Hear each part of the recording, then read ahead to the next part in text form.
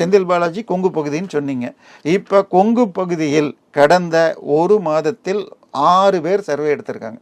6 பேரும் கொடுத்துள்ளது 80 சீட்டில் அதிகபட்சம் 8லிருந்து 10 சீட்டு தான் திமுகவுக்கு வரும்னு சொல்கிறாங்க.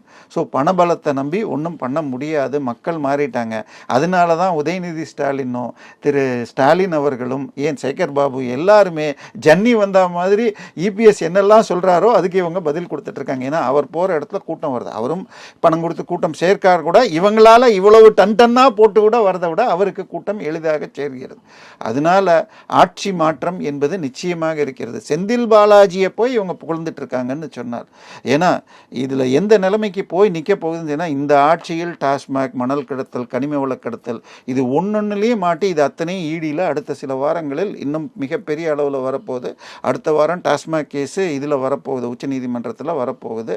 அதில் இடி அப்பீல் பண்ணி அந்த 2 தம்பிகள் தடை இருக்கிறத மீறிட்டாங்கன்னு சொன்னான்னா உங்களுக்கு ஆகாஷ் பாஸ்கர் மற்றும் இவங்களை விசாரிக்க முடியும். ரத்தீஷ் பேரில் எந்த தடையும் இல்லை. பட் எல்லாமே கொஞ்சம் மெதுவாக போகிறாங்க இந்த இது பண்ண. அதனால் நிச்சயமாக செந்தில் பாலாஜி இப்படி புகழ்ந்தாங்கன்னு சொன்னால், செந்தில் பாலாஜி புகழ்ந்ததே இவர்களுக்கு அது ஒரு வாட்டர்லூவாக, ஒரு சைனாக, தோல்வியின் அடையாளமாகத்தான் பார்க்கணும்.